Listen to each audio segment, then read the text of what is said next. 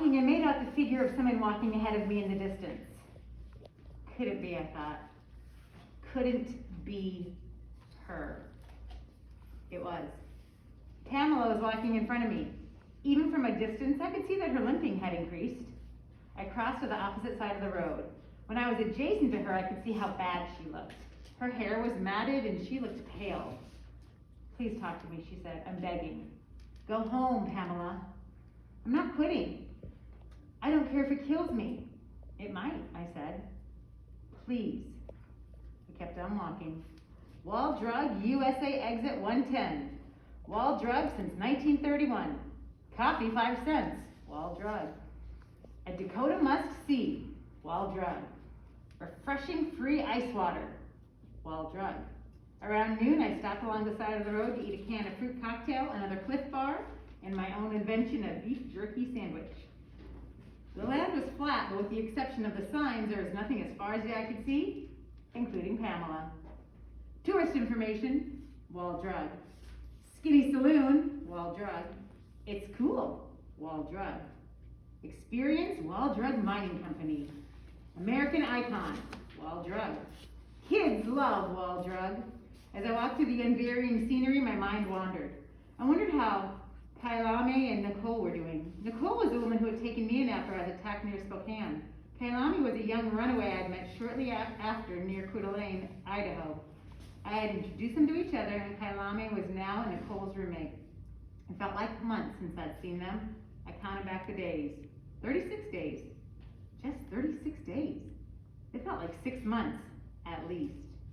I remembered that back in Spokane, I had promised to call my father every week. He had bought me a phone for that express purpose. I wasn't sure whether I'd have reception or not, but I stopped, took my cell phone from my pack, and turned it on.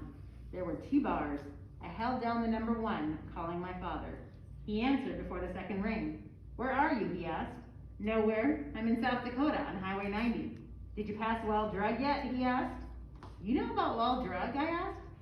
Everyone knows about Wall Drug, he said. It was in Reader's Digest and Life magazine. In my father's world, everyone had read those magazines. Still did. No, but I've passed a bunch of their signs. They're famous for those signs. How are you? I'm doing okay, and you? You know me. Nothing changes. Have you heard from Nicole? Yes, we talk a couple of times a week. She's really a pleasant young lady. We're taking things slowly. I got her into an IRA and some mutual funds. How is she? I asked. She's doing great. She got that inheritance. I didn't mean financially, I said. Oh, well, I wouldn't know about that. She sounded well. Did she mention Kailame? Who? I guess not. She asked about you. She wanted to know if I'd heard from you and how you're doing. Tell her I'm still walking. He laughed. I'll do that. If I didn't know better, I'd say she sounds a little smitten. With who?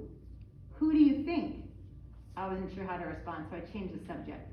Something weird is happening. Mikhail's mother, Pamela, my father said. I was surprised he knew her name, but of course he did. He and Sam had been neighbors for more than a decade. Right.